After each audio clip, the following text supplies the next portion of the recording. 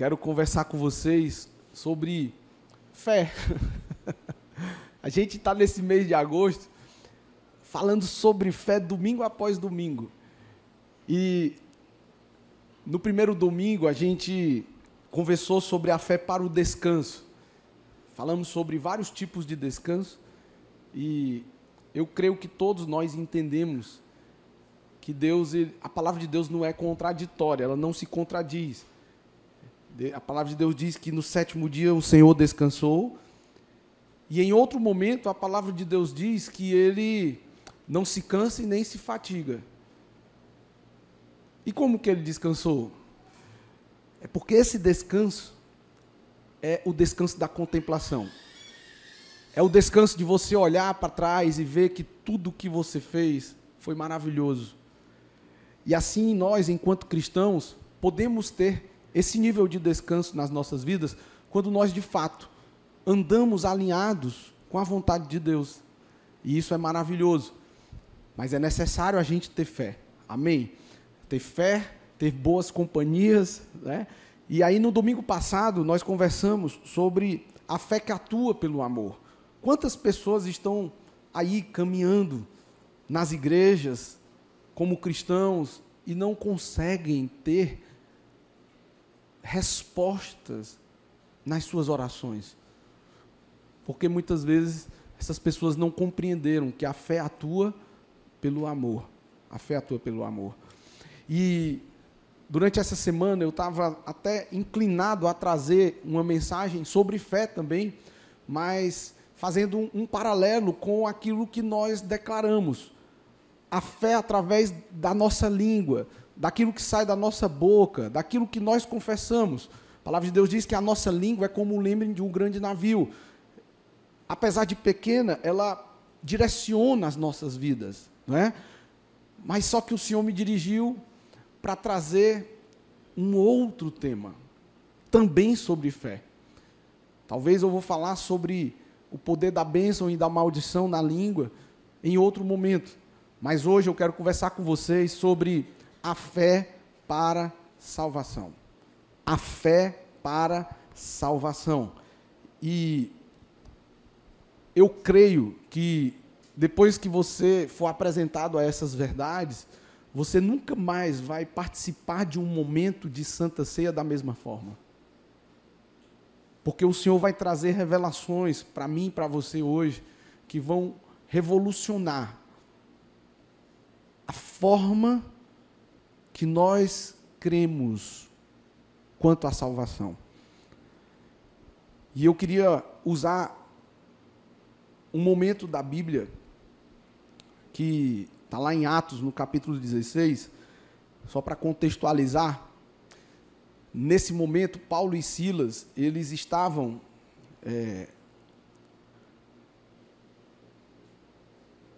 fazendo a segunda viagem missionária deles. E nesse tempo, eles estavam em Filipe, e quando ali eles estavam, eles se depararam com uma jovem escrava, que era possuída por um espírito de adivinhação. E essa jovem começou a acompanhar Paulo e Silas nas suas andanças lá. E essa jovem adivinha, ela gerava muitos recursos financeiros para o seu senhor. Porque como tinha esse espírito de adivinhação, ela trazia informações que as pessoas pagavam caro para ela fazer as adivinhações dos seus futuros, não é? E aí essa jovem começou a acompanhar Paulo e Silas e começou a bajulá-los. E aí entra algo muito importante para a nossa vida. Nós precisamos tomar cuidado com os bajuladores. Os bajuladores, eles normalmente não são honestos e sinceros. Os bajuladores, eles, na realidade, podem ser usados pelo maligno para inflamar o nosso ego, e na nossa vida, Cristo sai de cena e entra a minha pessoa. Cuidado com os tapinhas nas costas. Tudo bem, a palavra de Deus diz que nós devemos dar honra a quem honra merece. Isso é fato. Mas a bajulação é outra coisa. E quando Paulo e Silas vê que essa jovem estava sendo usada por um demônio, eles repreenderam esse demônio e expulsaram esse espírito dessa escrava. Ela foi liberta desse espírito. Só que o que é que aconteceu? Os seus senhores pararam de ter aquele ganho. E eles ficaram com muita raiva e começaram a colocar o povo contra Paulo e Silas. Até que eles foram presos. E lá na prisão, Paulo e Silas oravam e adoravam a Deus. Até que de forma sobrenatural, a Bíblia diz também que os presos ali ouviam as orações e os louvores de Paulo e Silas. E aqueles senhores deram uma ordem muito severa para o vigilante lá da cadeia, para o carcereiro. Disse, olha, é responsabilidade sua garantir que eles não vão sair daqui. E esse carcereiro sabia que se acontecesse algo desse tipo, ele ia talvez pagar com a própria vida. E enquanto Paulo e Silas oravam, a palavra de Deus diz que as portas da cadeia, as grades se abriram. E nessa hora, esse carcereiro, é como se ele tivesse desmaiado. E quando ele tornou, que ele viu as grades tudo abertas, ele ficou com medo. Os presos foram embora. E agora o que vai ser de mim? E ele puxa a espada para querer se matar. Aí olha o que é que diz a palavra de Deus, lá no verso 27. Quando o carcereiro acordou, viu as portas da prisão escancaradas. Imaginando que os prisioneiros haviam escapado, puxou a espada para se matar. Paulo, porém, gritou, não se mate, estamos todos aqui.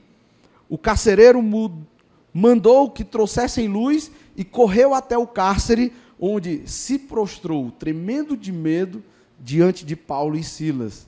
Então, ele os levou para fora e perguntou, senhores, que devo fazer para ser salvo? E essa é a grande pergunta. O que nós devemos fazer para sermos salvos? Você já parou para pensar sobre isso? Você já se perguntou assim, o que devemos fazer para ser salvos? Existem pessoas que acham que são salvos pelas boas práticas delas, pelas suas obras. Pessoas que passam o ano todo distante de Deus, fazendo tudo o que ela acha que tem que fazer, aí quando chega no final do ano, enche o carro de brinquedos, enche o carro de panetones, enche o carro de cestas básicas de Natal e vai distribuir para os pobres, como se esse ato fosse salvá-lo. Não estou dizendo que isso não é legal, queridos. É muito bom a gente transbordar daquilo que o Senhor nos deu para as outras pessoas, fazer caridade. Mas eu não sei se você já viu pessoas que vivem uma vida distante de Deus, mas querem amenizar o seu peso de culpa, distribuindo sopão nas praças para os moradores de rua. Isso é legal, mas não são essas coisas que vão nos salvar. Existem pessoas que acham que a salvação é uma parceria entre a fé e obras. Mas olha o que diz Atos 16, no verso 31, que foi a resposta de Paulo e Silas para o carcereiro. Eles responderam: creia no Senhor Jesus e você e a sua família serão salvos. O que é que ele está nos dizendo aqui? Para a gente ser salvo? Crer no Senhor Jesus. É simples. A gente é que fica querendo enfeitar o pavão, ornamentando o evangelho, mudando de voz na oração, fazendo malabarismos gospel, como fosse uma performance espiritual que está levando para um nível de salvação. É simples. É crer no Senhor Jesus. E a promessa não é só para você, não. É para você e para a sua casa. É para você e para a sua casa. Então, queridos, o padrão de Deus, escute isso aqui. O padrão de Deus para a salvação é a perfeição. Você pode repetir? Diga. O padrão de Deus para a salvação é a perfeição. Nós, para sermos salvos, nós precisamos ser aperfeiçoados. E é só em Cristo Jesus que nós somos aperfeiçoados. Se a salvação é a perfeição, nós, pecadores, não podemos fazer nada. Não tem nada que a gente possa fazer que contribua com a nossa salvação. É uma dádiva do Senhor. É um dom gratuito de Deus para as nossas vidas. Quer você seja bonito, quer você se ache feio, quer você se ache pobre, quer você se ache rico, quer você se ache homem, quer você se ache mulher, quer você se ache gordo, quer você se ache magro. A salvação não faz acepção de pessoas. Amém? Então Deus, Ele planejou a salvação. E sabe, não somente Ele planejou a salvação, como em Cristo Jesus Ele viabilizou, Ele realizou a salvação. E não somente isso, Ele garante que vai consumá-la. Isso é muito forte. Por isso que a salvação, de ponta a ponta, é uma obra de Deus. A palavra de Deus diz que pela graça nós somos salvos mediante a fé. Quer ver? Está lá em Efésios capítulo 2. Vocês são salvos pela graça por meio da fé. Isso não vem de vocês. É uma dádiva de Deus. Não é uma recompensa pela prática de boas obras, para que ninguém venha se orgulhar. Isso é muito sério. Tem gente que acha que é mais do que os outros, porque se orgulha das suas obras, achando que vai ser mais merecedor da salvação do que os outros. Isso é muito sutil, queridos. Não é um padrão de religiosidade que você entende ser o adequado que vai trazer salvação para a sua vida. E não é porque alguém não desenvolve esse mesmo padrão de religiosidade que não sei com base em que você estabeleceu como um padrão ideal que as pessoas serão salvas. A gente tem que parar com isso. De achar que só nós que temos a verdade. Não.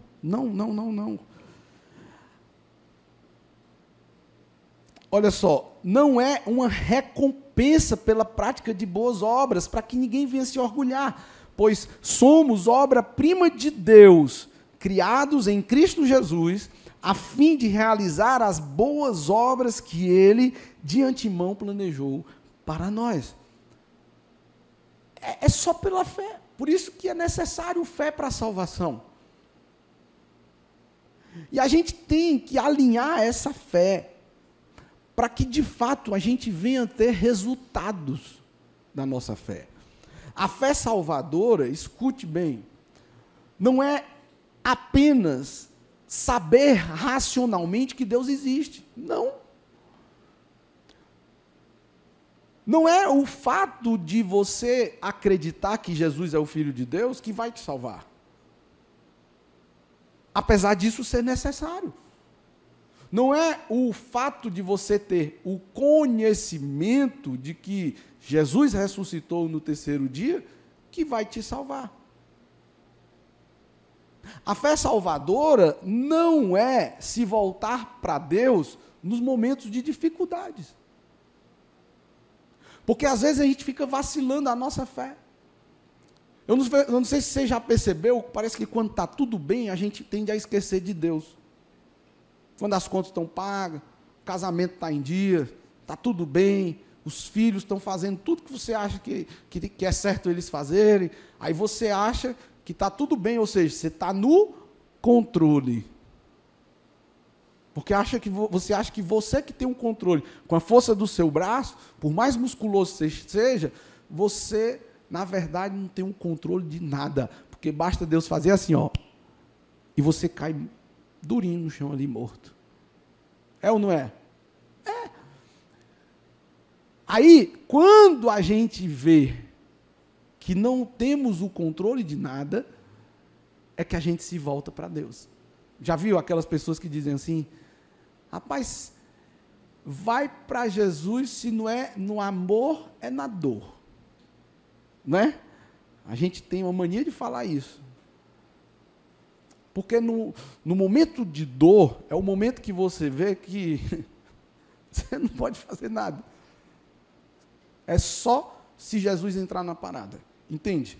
Então a fé salvadora é quando a gente transfere a nossa confiança plena de quem nós somos, do que nós fazemos, da sua religião, nele, e somente nele.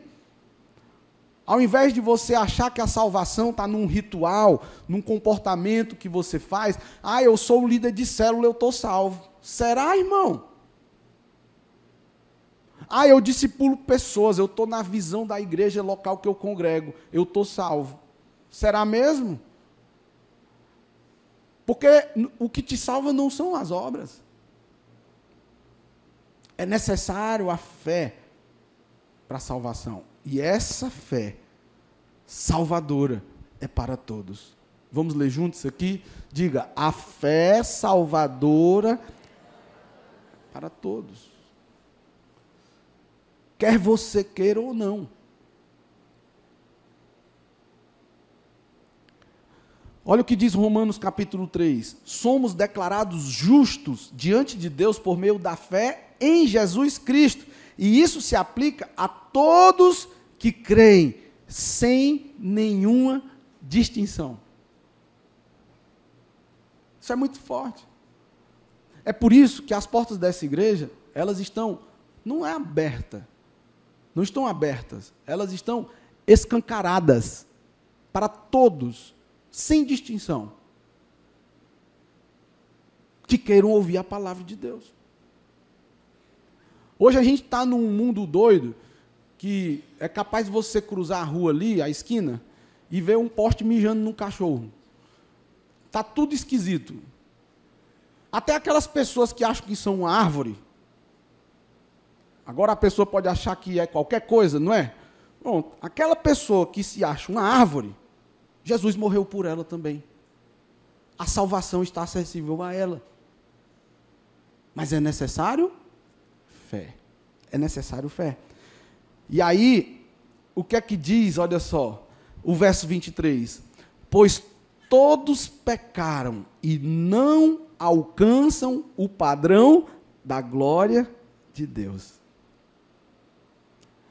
A salvação é perfeição. E nós somos pecadores. Como que nós vamos nos salvar? Não dá, não dá, não dá. Você quer entender melhor isso? Vamos entender como é que a fé age e como que nós podemos ter a convicção da nossa salvação através da fé. E eu gosto muito de ilustrações, eu quero ilustrar um exemplo prático para você. Tem pessoas que dizem, eu não sei se você já ouviu alguém assim, olha, não importa em quê, eu preciso confiar em algo. A minha fé em alguma coisa é suficiente. Pode ser Jesus, pode ser Buda, pode ser a Virgem Maria. O importante é a gente ter fé em alguma coisa. A gente precisa se apegar em fé a algo.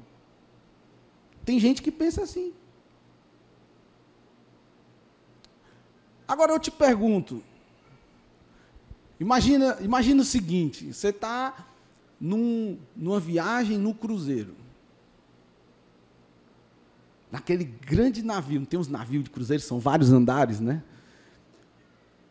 E de repente a pessoa cai desse navio no meio do oceano, ninguém percebe, e o navio vai embora. Imagina essa cena, você no meio da água aqui, prestes a se afogar, e o navio ficando cada vez mais distante, e você grita, ninguém te ouve, e só te resta agora se salvar. No meio do oceano.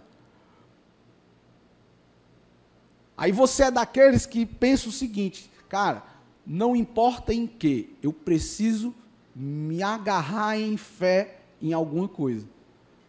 Aí você está no meio do oceano, nadando, tentando se salvar, e vem um tubarão nadando ali, ó. E você pensa, rapaz, para eu me salvar, eu posso me apegar a qualquer coisa. Jesus, Buda, Alá, qualquer coisa. Então, já que esse tubarão está passando aqui, eu vou me apegar nele para eu me salvar. Eu te pergunto, você acha que você vai ser salvo do afogamento se apegando a um tubarão? Sim ou não? Com certeza que não. Agora eu te pergunto, você está lá nadando, buscando se salvar, aí vem boiando um tronco de árvore, flutuando, e você se apega nesse tronco, e flutua junto com esse tronco. O tronco é tão grande que você pode até se sentar em cima dele, se você quiser. É provável que você se salve, sim ou não? Então, ao que você se apega faz diferença, sim. Faz diferença, sim. Não caia nessa cilada do maligno, porque a fé salvadora, ela confia em Jesus Cristo, o único Salvador. Não é à toa que ele diz, eu sou o caminho, eu não sou uma das possibilidades. Eu acho que o Waze, ele não ia ter tanta credibilidade se ele fosse levar um caminho para o céu. Você botar lá no Waze, céu, ele não vai te dar opções de rota. Só existe um caminho. E esse caminho é Cristo Jesus. É Cristo Jesus. Agora, existem pessoas que têm uma fé baseada nos sentimentos, nos pensamentos positivos. Não, eu tenho que ter pensamento positivo. Se eu tiver pensamento positivo em relação a Deus, Deus ele vai também ter um pensamento positivo a meu respeito e vai dar tudo certo. Pensamento positivo. Você acha que ter pensamento positivo é suficiente para a salvação? Vamos aproveitar essa mesma ilustração. A pessoa está lá, caiu do navio, não passou nem tubarão, não passou nem um tronco de árvore, e ela está lá, se afogando. E ela começa a liberar um pensamento positivo. Eu vou me salvar. Eu vou me salvar. Eu vou me salvar. E começa a liberar esse pensamento positivo. Eu vou me salvar. E ela está ali, nadando, eu vou me salvar. 2 horas depois, ela começa, eu vou me salvar. E aí começa a mergulhar mais fundo, já não tem mais força. E ela está com um pensamento positivo, eu vou me salvar. Eu vou me salvar. Essa pessoa, ela vai se salvar porque tem pensamento positivo, sim ou não? não é o pensamento positivo em algo que nos salva. Não é. Não é. Nós precisamos ter pensamentos positivos? Sim, precisamos ter pensamento positivo. Mas antes de você ter o pensamento positivo, você tem que pensar em que está esse pensamento positivo. Por isso que a palavra de Deus tem muitas promessas. A palavra vem antes do sentimento. O seu sentimento, o seu pensamento positivo tem que ser compatível com a palavra de Deus. Porque você pode ter um pensamento positivo para algo que não é de Deus para a sua vida.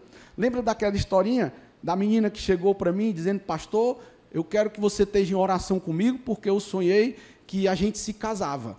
Mas como você é casado com a pastora Rose, primeiro você vai se separar dela. E eu tenho fé. Eu estou com pensamento positivo que você vai se separar dela para a gente se casar. Eu te pergunto, essa jovem está com pensamento positivo, sim ou não? Está com pensamento positivo. Mas esse pensamento tem amparo na palavra? Claro que não. Então, não vai dar certo. Não vai dar certo. E aí, queridos, existem aquelas pessoas que acreditam na fé como uma obra oferecida a Deus. É como se Deus permitisse a salvação para você, mas você tinha que fazer algo para poder ser salvo.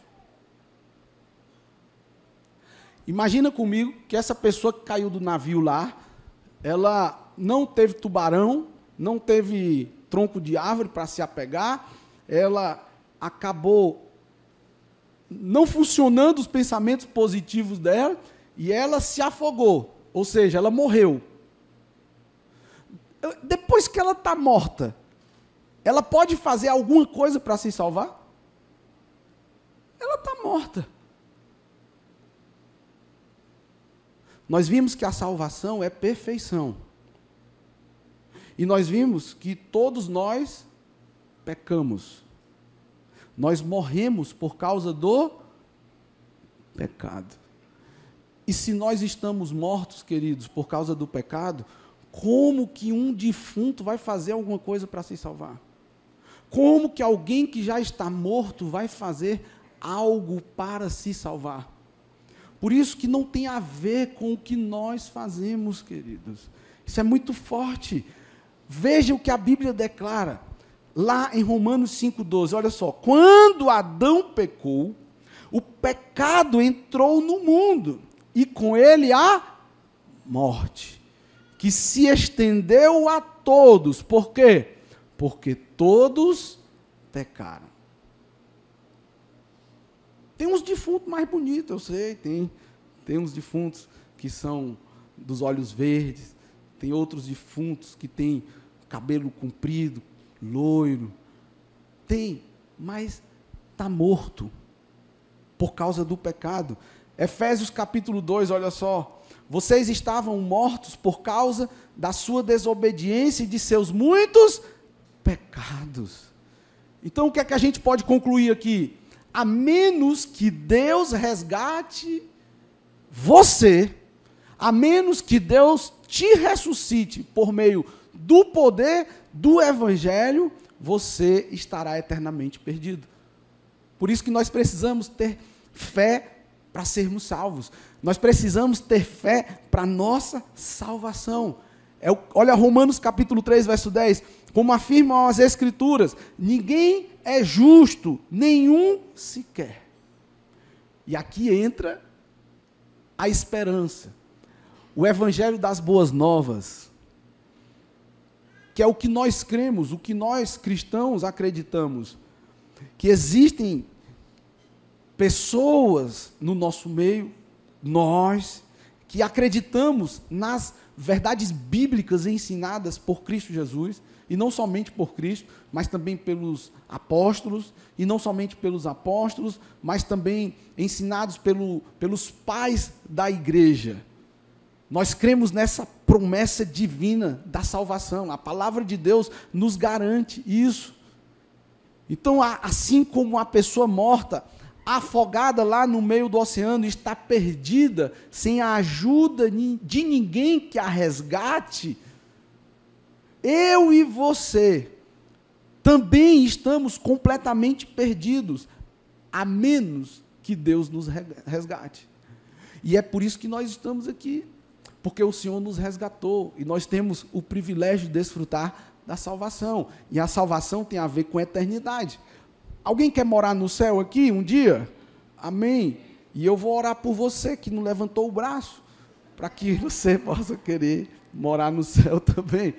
Mas eu sei que você quer morar no céu também, eu sei que você quer ser salvo em nome de Jesus.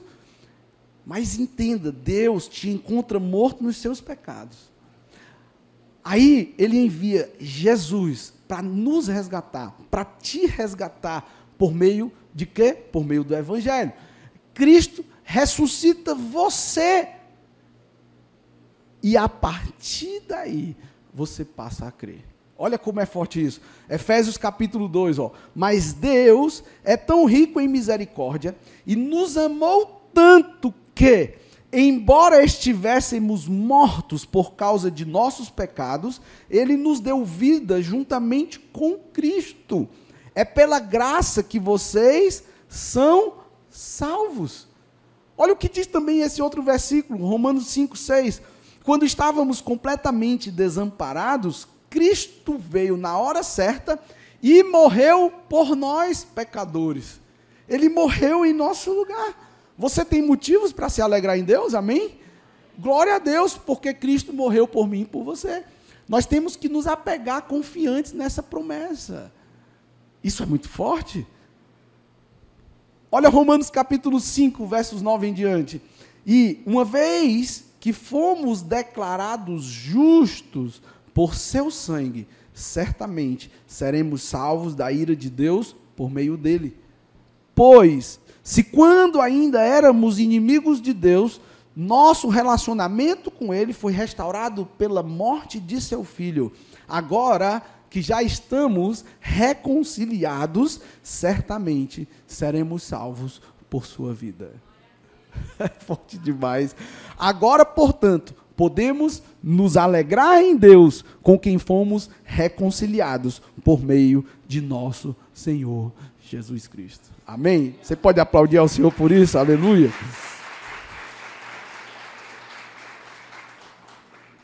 Então é necessário fé para a salvação. Tem eu confesso que eu não lembro onde começou isso, mas tem um padrão de evangelismo que eles usam, as 4 leis espirituais. E isso é muito legal para a gente compartilhar sobre esse poder da salvação, evangelizando pessoas. A primeira lei é a lei que Deus ama você e tem um plano maravilhoso para a sua vida. Essa é a primeira lei.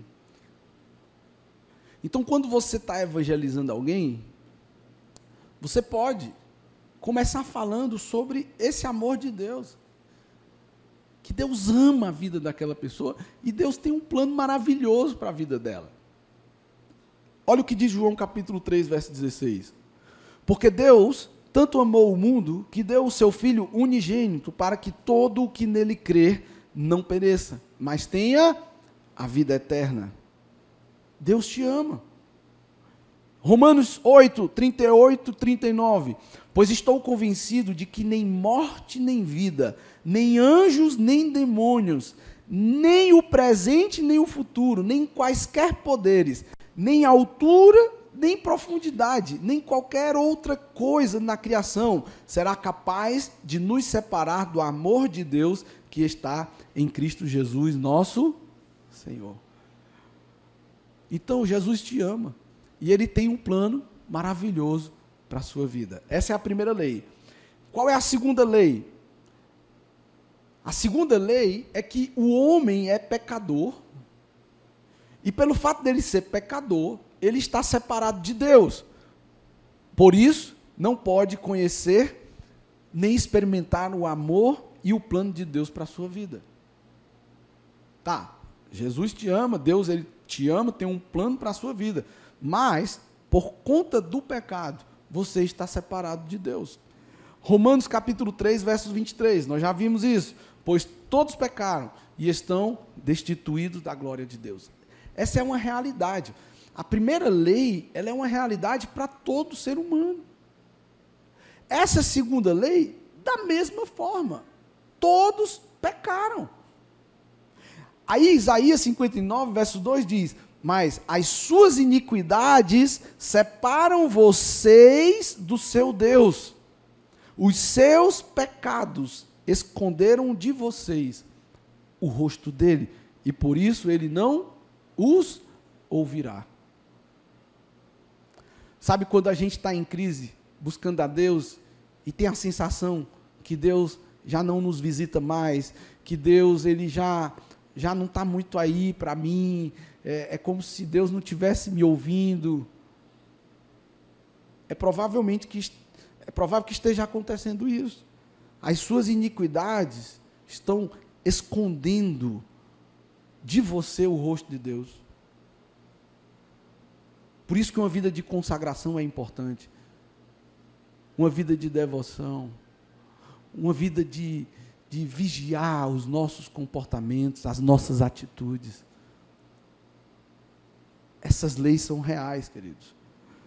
E aí vem a terceira lei. Qual é a terceira lei? Jesus Cristo é a única solução de Deus para um homem pecador. Só Ele. Por meio dele, você pode conhecer e experimentar o amor e o plano de Deus para a sua vida. É por isso que nós estamos aqui. Porque nós fomos alcançados por essa graça, pela revelação do amor de Deus nas nossas vidas. Olha o que diz João 14,16. Respondeu Jesus: eu sou o caminho, a verdade e a vida. Ninguém vem ao Pai, a não ser por mim. Olha o que diz 1 João 4, 9 e 10. Foi assim que Deus manifestou o seu amor entre nós. Enviou o seu Filho unigênito ao mundo, para que pudéssemos viver por meio dele. Nisto consiste o amor. Não em que nós tenhamos amado a Deus, mas que Ele nos amou e enviou o seu Filho como propiciação pelos nossos pecados. O que é essa propiciação? É como sacrifício. Ele enviou o seu Filho como sacrifício definitivo. E esse sacrifício satisfaz a justiça de Deus. Por isso que nós podemos desfrutar da salvação. É a fé para a salvação. E aí vem a quarta lei. Qual é a quarta lei? Precisamos receber a Jesus Cristo como Salvador e Senhor, por meio de um convite pessoal. Só então poderemos conhecer e experimentar o amor e o plano de Deus para as nossas vidas. Essa é a fé para a salvação. Essa é a fé salvadora. Você tem que crer que Deus, Ele ama você. Você tem que crer que Deus, Ele tem um plano para a sua vida. Você tem que crer que Jesus morreu para que você pudesse voltar a ter relacionamento com Deus, porque você estava separado dele por causa dos seus pecados. Amém? Apocalipse capítulo 3, verso 20. Eis que estou à porta e bato. Se alguém ouvir a minha voz e abrir a porta, entrarei e cearei com ele e ele comigo. Olha só, Jesus é cavalheiro. Ele não vai te forçar a nada. Eu sempre costumo brincar e dizer isso. Você só faz se você quiser. Você não é obrigado a nada. Jesus, Ele não vai te obrigar a nada. Mas é tão bom quando a gente abre os nossos corações para que o Senhor venha, para que Ele faça morada no nosso interior, que a gente possa desfrutar dessa mudança de mentalidade, mudanças de comportamentos, a gente realmente ter uma caminhada de vitória em todos os aspectos da nossa vida. Eis que estou à porta e bato. O Senhor está dizendo isso para mim e para você hoje. Abra as portas do seu coração e eu vou entrar e vou fazer uma grande revolução em nome de Jesus. Estava conversando com a minha esposa e ela compartilhando. Você sabe que a gente, como pastor, a gente tem acesso a informações sem nem a gente querer. As notícias vêm para a gente. E é incrível como as pessoas valorizam tanto os defeitos das outras. São 1000 testemunhos ruins, que nós brincamos, chamamos de testemunhos, para vir um testemunho. Eu sei que acontecem muitos testemunhos maravilhosos, só que é como se esses testemunhos maravilhosos não atraíssem a atenção das pessoas. Eu, esses dias, estava enfermo em casa e eu, de manhã, fui assistir o Bom Dia Brasil. Fazia muito tempo que eu não assistia esse jornal. E eu gostava do Bom Dia Brasil porque tinham notícias que eu achava interessante. Eu achava que carnificina era só no Barra Pesada, Cidade 190, Rota 22. E como fazia muito tempo que eu não assistia, gente, eu fui lá. Só desgraça. Desliguei na mesma hora. Não vale a pena. E aí, esses dias eu conversando com a Rose, ela me compartilhando que ela estava em um local aqui, fazendo um serviço, e a dona desse local disse, olha, está com alguns poucos meses que eu estou indo para a igreja. E o que me atraiu ir para a igreja, que você é pastora, foi ver clientes minhas, familiares das minhas clientes, tendo vidas transformadas. Ela citou nessa conversa pelo menos 6 pessoas que congregam aqui conosco, que estão andando em vitória, que estão tendo suas vidas mudadas. Ela até compartilhou de uma pessoa específica, que ela conhece muito bem, e que ela não abria as portas dela para receber ninguém na casa dela. E hoje essa pessoa tem uma célula poderosa na sua casa. Sabe, queridos, a nossa mudança de vida vai atrair os olhos das pessoas. Nós precisamos ser propaganda de Jesus aqui na terra. Se você é alguém que tem a sua vida compatível com os princípios da palavra de Deus, você vai ser luz aqui na terra. Você vai influenciar pessoas aqui. Você vai levar Jesus, não é pregando, a sua vida já é a própria pregação, e isso é maravilhoso. Olha o que diz João 1,12. Contudo, aos que o receberam, aos que creram em seu nome, deu-lhes o direito de se tornarem filhos de Deus. Filhos de Deus. Então, a fé salvadora, ela está disponível para mim e para você, para todos nós. Nós precisamos andar essa fé, nós precisamos crer nessas promessas da palavra de Deus sobre as nossas vidas. Mas você receber Jesus, isso implica arrependimento. Para você receber Jesus, isso significa você deixar de confiar nas suas próprias capacidades e depender 100% dele. Lembra da fé para o descanso? Lembra da fé que atua pelo amor? Pois essa é a fé para a salvação.